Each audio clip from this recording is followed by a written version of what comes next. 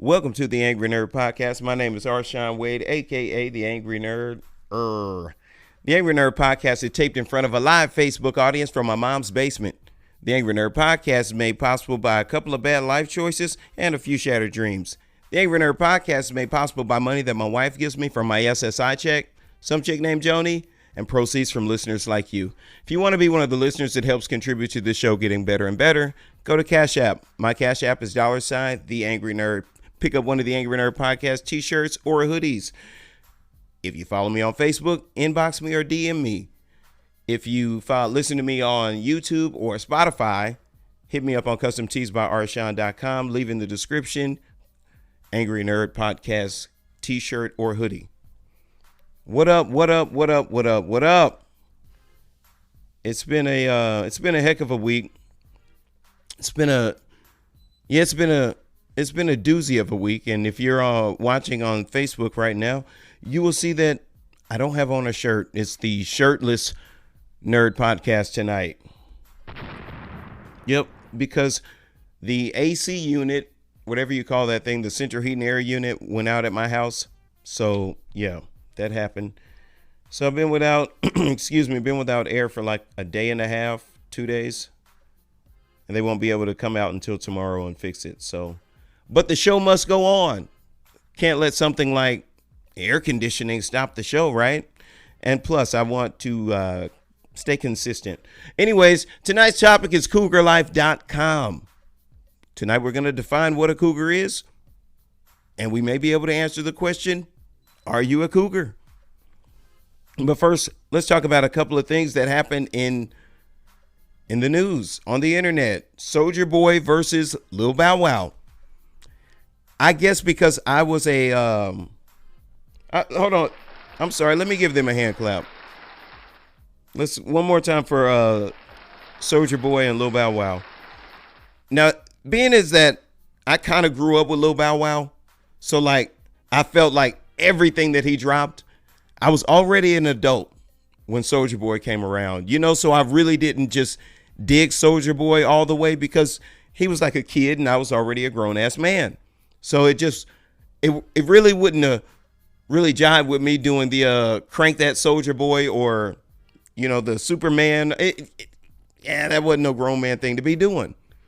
So while I like Soulja Boy and I think he is a pioneer and I think that he doesn't get the credit that he deserves for being the first to start off the internet craze. Remember, he did his own beat. He sold 1 million ringtones and all this crazy stuff like that.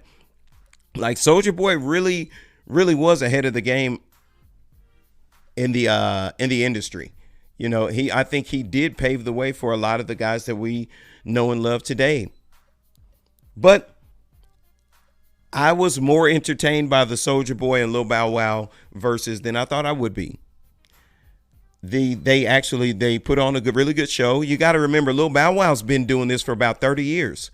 Like Lil Bow Wow can perform in his sleep, so he did a really good job. And I thought Soulja Boy did an excellent job. I've never seen a Soulja Boy show before, so I don't know what he normally does, but he has a really good stage presence. He has some really good songs. I knew a lot of the songs, and I really think that was a win for, as they would say, a win for the culture. I truly believe that because both of those guys have put in a lot of work. They've given us a lot of hits. Lil Bow Wow and Soulja Boy both. So shout out to them and shout out to Versus. That was a pretty good one. I wasn't sure on this one, but yeah, like I said, I was more entertained than I thought it would be. Moving right along, Derek Chauvin sentenced to 22 and a half years. Yep. That's a victory. That's a win. But I think it's going to be short-lived. I think as progressive as the 22 and a half year sentence sounds and appears, I don't think he's going to do more than 2 or 3 years in prison. Yep. I get it. I boot myself. Because I understand that's a very unpopular stance to have. But hear me out. In 2 or 3 years, people are going to forget about it because their appetite for vengeance was sated by the 22 and a half years. that doesn't mean that he can't appeal that judgment. That doesn't mean that he can't appeal to a court that is sensitive to his situation. Yeah, I'll boo that as well. But that's the reality of this thing. There is a blue wall. These people do protect their own. And I think that this 22 and a half years, I think that's the wool being pulled over the black people's eyes. The American people in general, but more specifically black people. Because the Black Lives Matter movement and everything like that behind the police killings of our people in the streets. So make no mistake about it, is to appease the black people. And we're going to forget about it. I'll tell you why we're going to forget about it. Because we're going to stanky leg and we're going to Dougie and we're going to nay and whip and we're going to forget all about it. And they're not going to make a big deal about it in the media either when he goes to appeal this 22 and a half year ruling. They're not going to make a big to-do about it. And we're going to hear about it. It'll be in the media briefly because somebody wants it to be out. But it's not going to get the legs that all this other stuff, the sentencing and what have you, these other proceedings have had. It's not going to have the eyes on it. That's my prediction. So anyway, moving right along, boxing. Gervonta Davis fought, what's the kid's name? Barrios last night, knocked him out. I think it was a TKO. I'm sorry. The referee stopped it. The referee did stop that. Hey, Chris, what's going on? If you're listening to me on Spotify or you're watching on YouTube right now and you're wondering who the hell I'm talking to, it's one of my friends in the chat. Chat? What chat, Arshawn? Whenever I record this for you guys on Spotify and YouTube, I broadcast live from Facebook because that's all we can afford. So anyways, getting right back to it. Gervonta Davis fought a really tough kid in Barrios last night, but I don't think jumping up 2 weight divisions has stopped this kid. I don't think it's altered his power. In fact, he looks stronger. Some of those uppercuts that he was hitting this Barrios kid with looked like they were shot out of a cannon. Oh, man, I'm telling you, he hit that boy with some shot. There were a few times he hit him and should have killed him. You know, so shout out to Barrios. He seems like a really nice kid, really good attitude about his performance because it was a great fight. It was a great fight. But Gervonta Davis, who's come up 2 weight divisions, anybody who knows anything about the fight game knows how difficult that is, how dangerous that can be, because these guys are much heavier, they hit harder, and they can take more damage because they're used to being attacked by much larger opponents. So for him to go to that level and not only fight but dominate, that's very impressive. So shout out to Gervonta Davis and his TKO win over Barrios. While we're talking about boxing, can I say how Triller is making a mockery of the sport?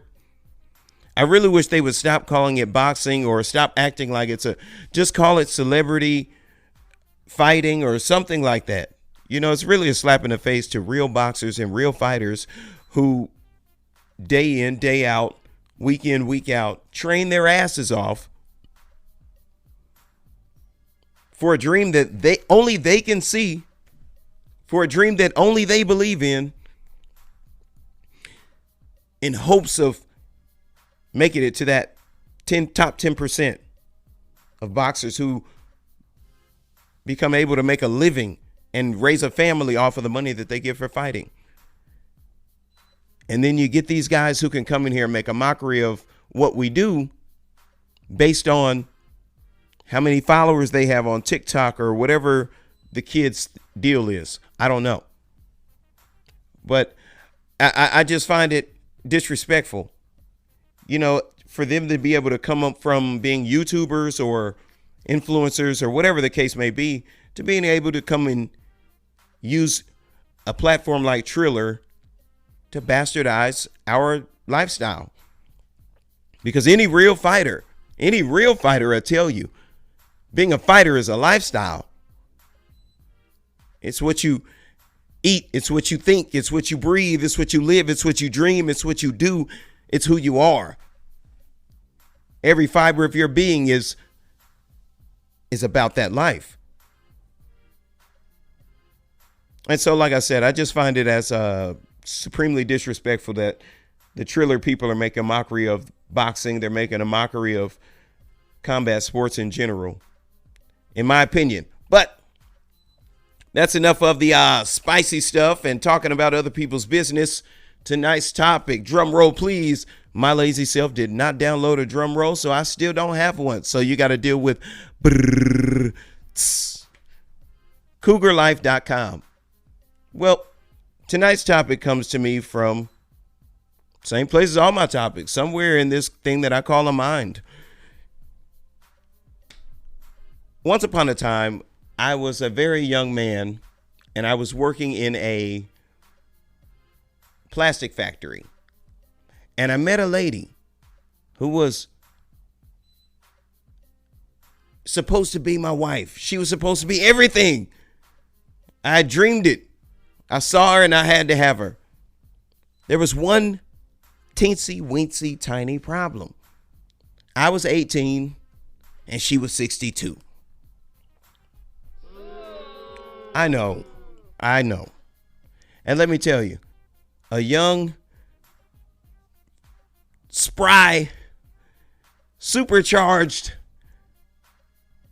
very handsome and debonair little 18-year-old Arshawn was doing everything that he could to make this lady his. And one day she finally sat me down in the lunchroom when nobody was around. And she said to me, "Sweetheart, listen, you're doing everything right. You're saying all the right stuff. You're being a gentleman. You're a sweetheart." She said, "But I have grandchildren that are your age. What would that look like if we were dating?" I didn't really have an answer. I was 18, I remember. I didn't have an answer for that because I didn't really think about grandkids or kids or anything like that. I just really enjoyed looking at this old lady and I wanted to be her boyfriend. And she said, "Listen, any woman my age that would conduct themselves like that with you at your age is not a good woman, okay? You always remember that. You're very handsome. You're very charismatic. You're going to find a young lady your age. But sweetheart, this would be wrong." And that's probably the best I've ever been let down in my entire life. And let me tell you, I am a red-blooded American. So I grew up watching Westerns, and I believe in shooting like they shot in the Westerns. If you shoot enough shots, eventually you'll hit something. That's the American West version of sniper class right there. Shoot enough shots and you're bound to hit something. So what are you talking about, Arshawn? Where the hell are you going with this? Once upon a time, I found myself single. Many years after the run-in with the very beautiful older woman, but many years ago, somewhere in between that time and now, I found myself single and I went on a website called CougarLife.com. Now, CougarLife.com is a place where older ladies hook up with young guys. Sounds great. It seems like a male escort service, but you read these profiles and these ladies are seriously looking for a young man. They refer to the young men as cubs. A cougar is a lady who is substantially older than her male counterpart. So if you're wondering if you're a cougar, this is my ruler. If you are more than 6 years older than a man, you're dabbling in the cougar realm. And I know there are some people, especially ladies, who are going to say 6 years, that's not so much. Well, think about it like this, ladies. If your 21-year-old son or your 21-year-old nephew says that he's dating a lady who's 27 years old, how would you feel about that? You probably wouldn't think that would be the best decision for him to be making at that age. Now, if we look at somebody who's 52 and somebody who's 58, we're talking about a very different conversation. But let's talk about people who are most actively in the dating world right now.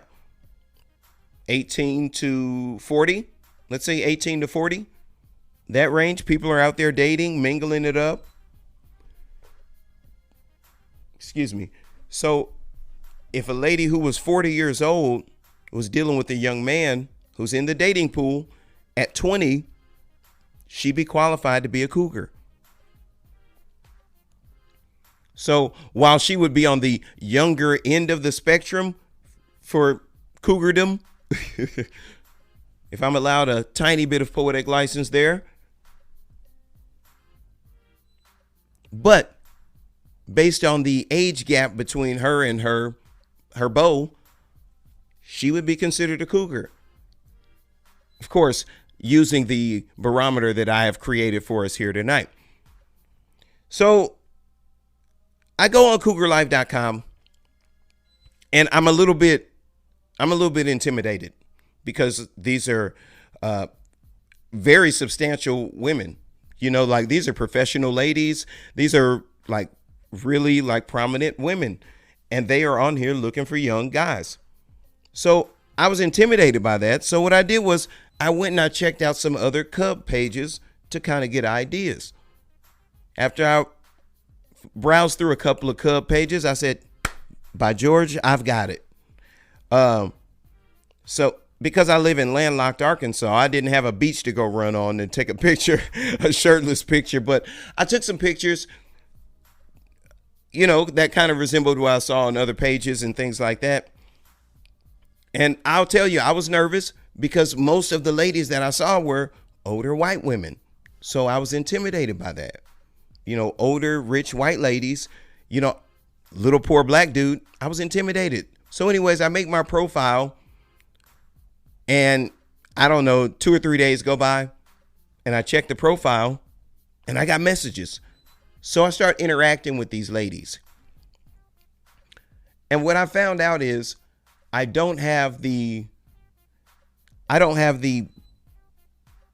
temperament or the mindset to be a kept boy.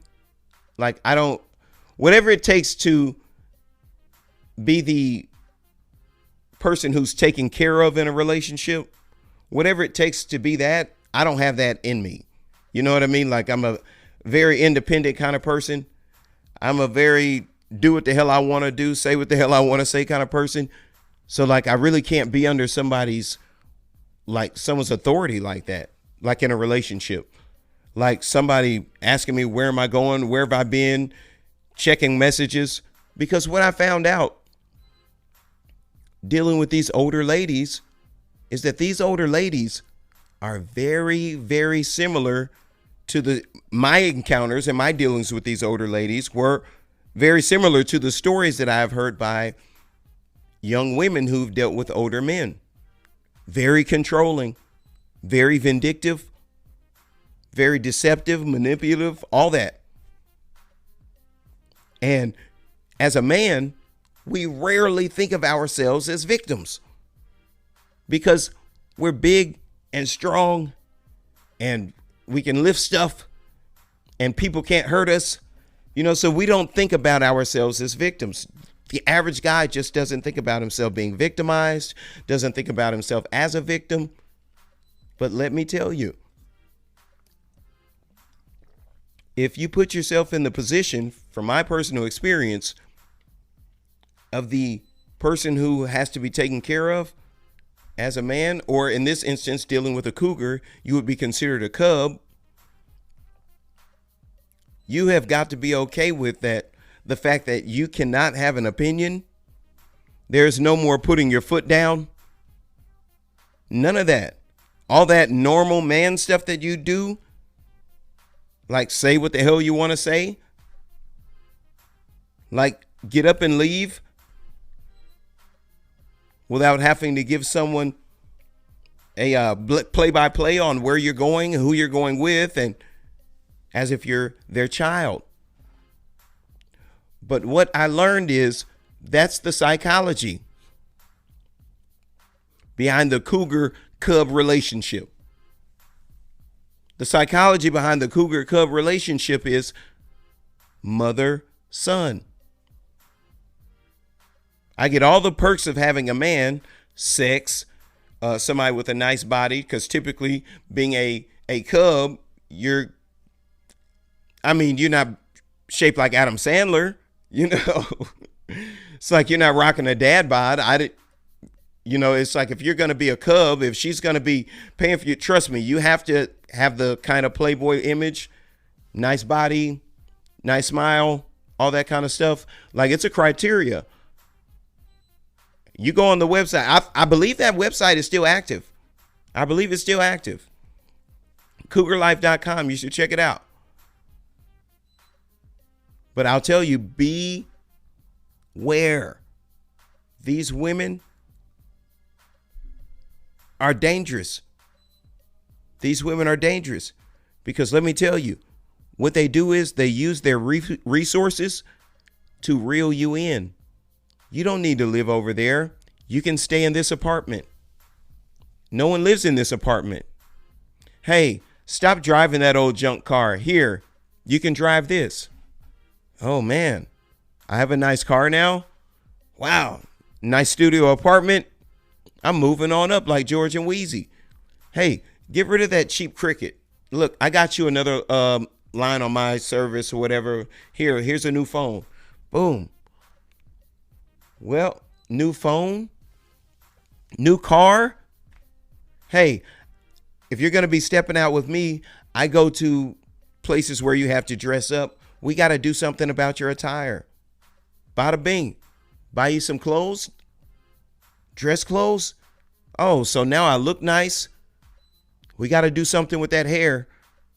Because once again, I go to gala affairs, and if you're going to be with me, you have to look the part. I got a new haircut. You got a whole makeover dealing with this lady. Sounds like Different Strokes.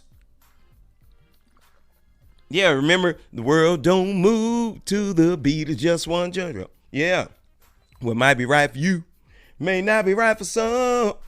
Man, it's all right. Telling off on my age. Sorry, guys. Anyways, can you imagine being a young dusty dude one day and this lady comes like a fairy godmother and waves her magic wand and changes your whole life? Now, with this new life comes new responsibility that nobody told you about.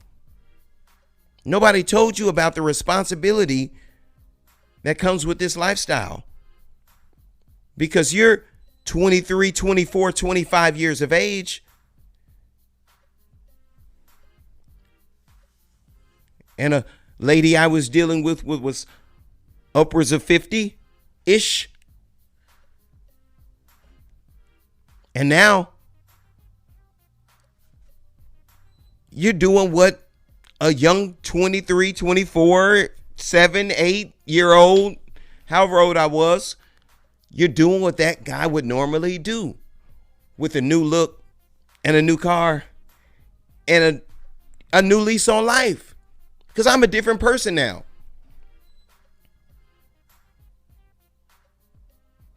And let me tell you, to any of my fellow alphas out there, you're not cut out.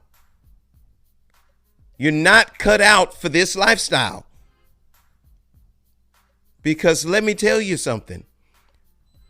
The first time I pulled back up to this lady's residence in my car, her car that she was letting me use, I was just about to find out that it wasn't my car and it wasn't my phone, and this ain't my shit. I'm using it as long as she's dealing with me.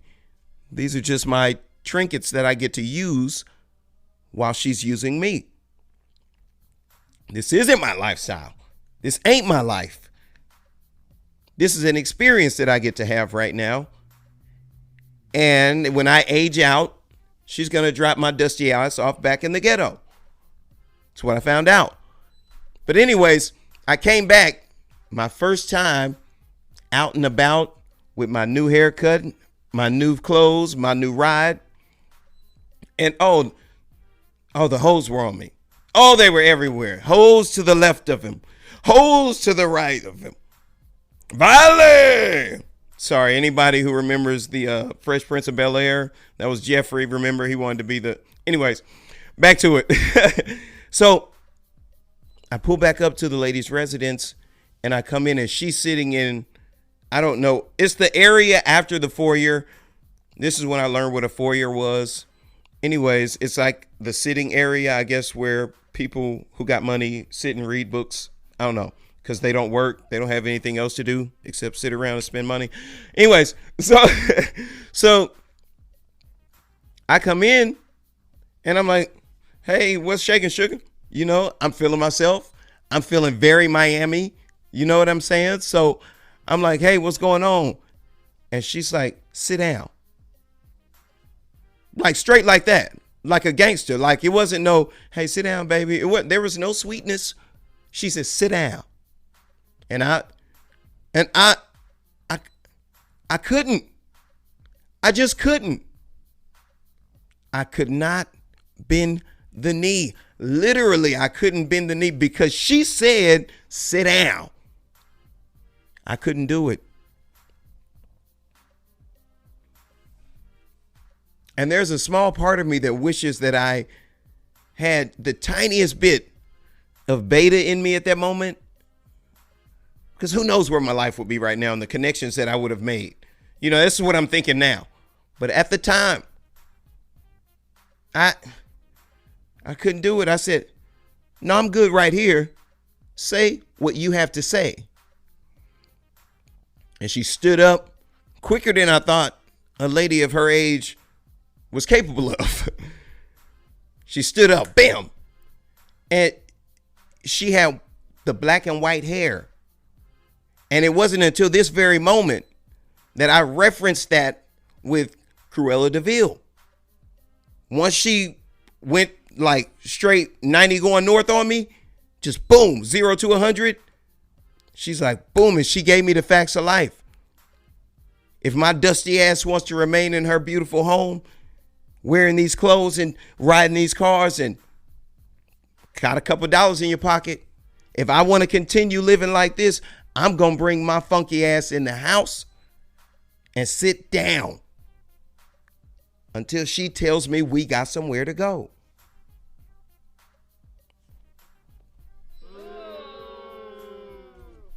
Well, you know, the nerd wasn't having that.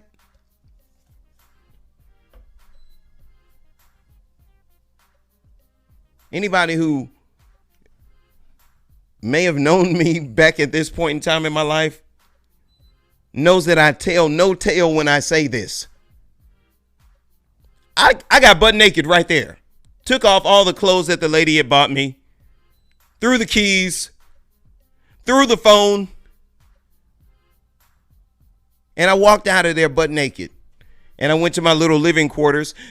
Listen, these ladies have like a little, like some of them have live-in like maids and things like that. And they have a quarters for those people. Like there's one for the butler and there's a little, it's like little apartments, almost like a dungeon at the bottom of their house or at the back of their house at some of them, depending on where you're at. But so anyways, I guess for me, the best boy, my little spot was upstairs at the back of the hall.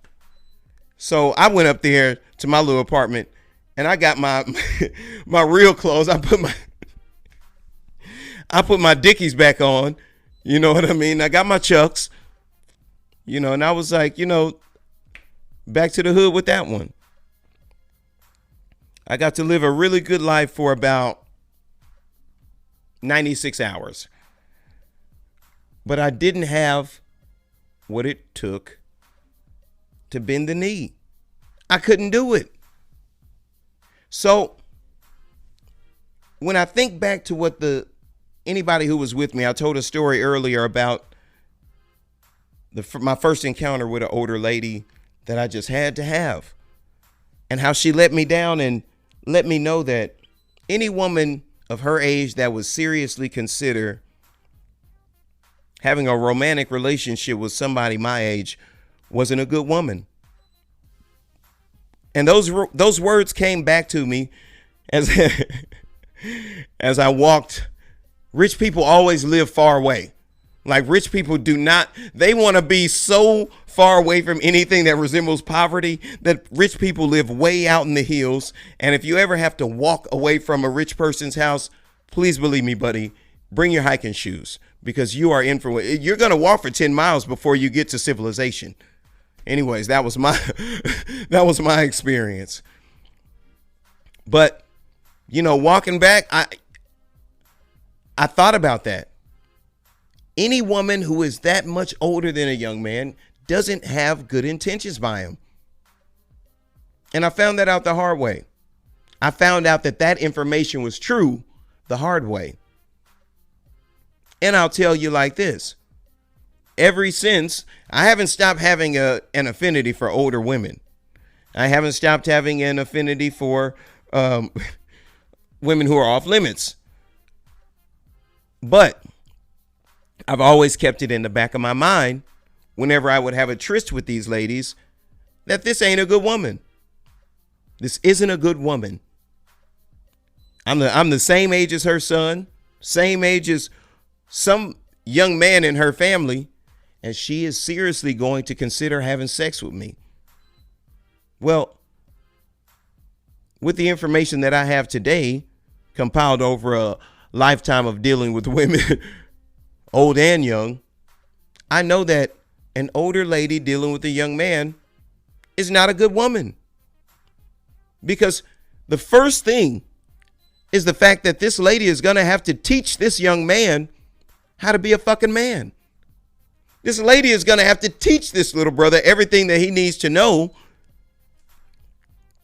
just to get him on her level somewhat. We mature slower than women. A 21-year-old guy psychologically is probably about on the same level as a 16-year-old, 17-year-old girl. Women are probably 4 or 5, 6 years more advanced than we are on the psychological side of things. Excuse me.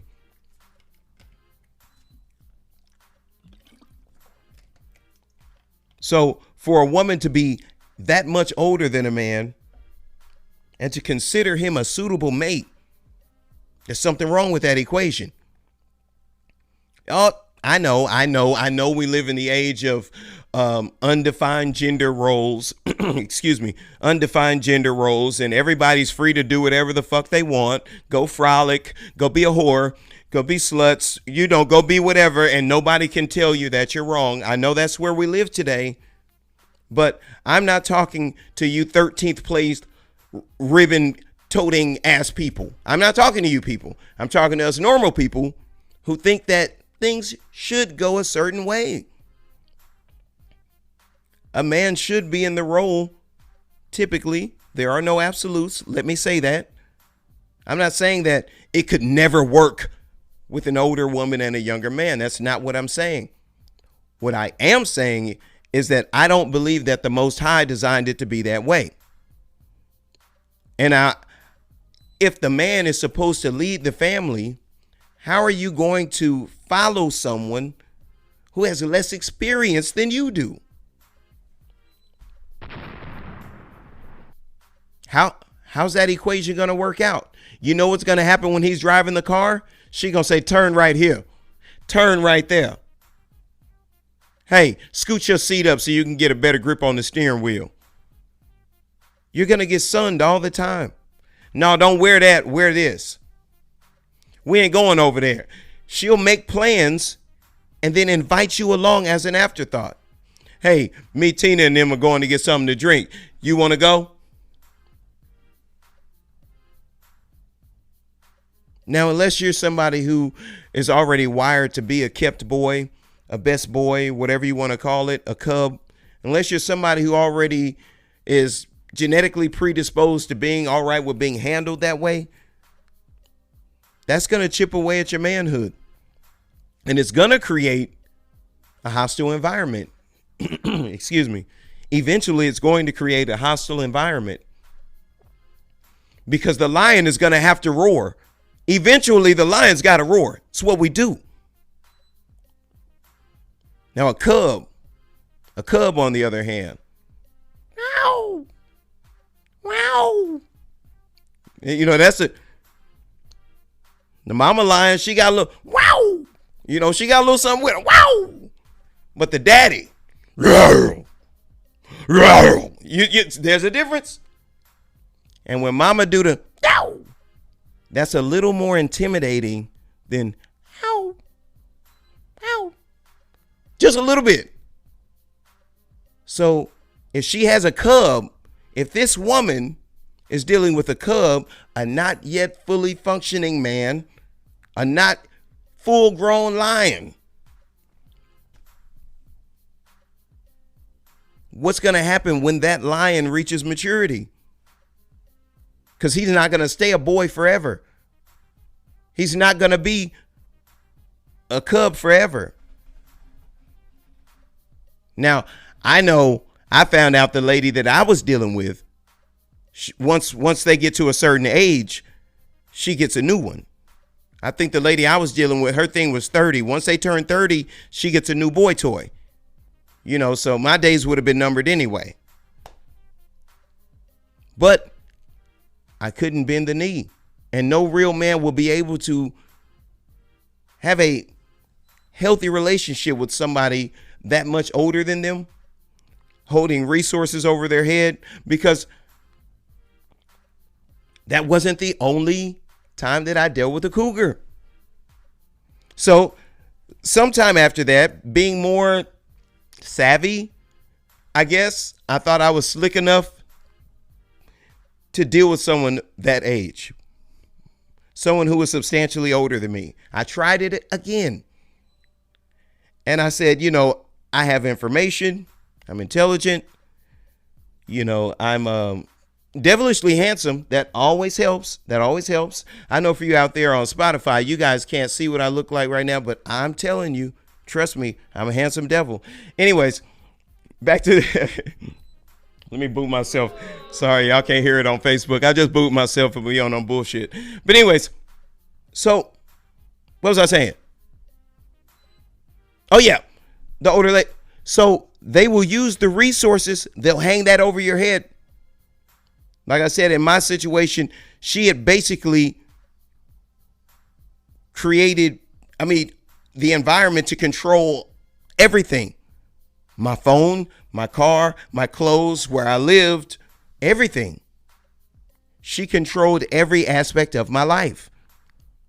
If I act up in any kind of way, she could take something from me. The same way we warn our daughters,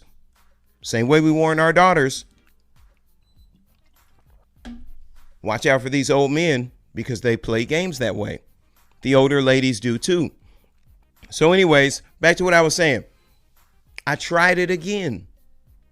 And lo and behold, I found myself falling on hard times. So I needed to reach out to get some resources. And wouldn't you know it, here she is, Cougar number 2. That's what we're going to call her, Cougar number 2. Here comes Cougar number 2. Cougar number 2 sells herself as my fairy godmother, much like the first one. I have the resources to make all of your problems go away. Give me a chance. Let me be there for you. Let me help you. Message, they always come with a helping hand. They always come seemingly with the greatest of intentions. So by this time, I'm at an age where I have pride as a man. And two, I don't like to be beholden to anyone. So I was reluctant. Nah, I don't want to do that. Nah, I don't want to do that. She extended the offer several times, and she did other gestures to let me know that she was in my corner, yada, yada, yada. So I found out that this lady, Cougar number 2, is a sadist. She gets off on snatching the rug out from under you. So, as I said, I was on hard times. So things were getting a little more desperate for me. So I reached out and I said, hey, can you help me? And I let her know what I needed and how I could return the in payment or whatever at a later date. And she said, let me think about it. I'm like, okay, whatever. Hey, I'm over a barrel at this point. I mean, what could I do? What could I really do other than wait? So she gets me out to her place, and just as casually as I'm sitting here and talking, she just says, hey, yeah, I'm not going to be able to help you. And I was like, okay, cool. I mean, what can you do? What can you do? Be angry at somebody that they won't give you their money or help you? But what I found to be most disheartening was the fact that I felt that she, later on, when I reflected on it, I felt like, wow, it was like she strung me along to sell me on asking for help just so that she could snatch the rug out from under me. And to me, that was the cruelest and foulest thing that has ever happened to me. Totally uncalled for. Add insult to injury. At a later date, she contacts me, emails me a hateful email, disrespected me. And my response is, hey, if you don't want to be my friend anymore, just don't be my friend. There's no need to, burn a bridge. Of course, you're a lady who has means, so you probably think you would need a little dirty nigga from around the way, So I get how you could be like, burn a bridge. You ain't no bridge, motherfucker. You like a popsicle stick on a puddle. Not a bridge at all. So whoosh, go ahead and light him up. So, but I thought about that. And I was like, wow, she's a sadist. There are people in this life who get off on tormenting other people. They usually get jobs for the CIA or FBI and stuff like that. Thank you. I'll be here all week. But no, there are people who take joy in seeing other people writhe at torment. There are people in this life. Now, typically you find this psychology with men. But as I just pointed out, older men and older women share similar psychopathy. Because the behavior is the same. Control, manipulation,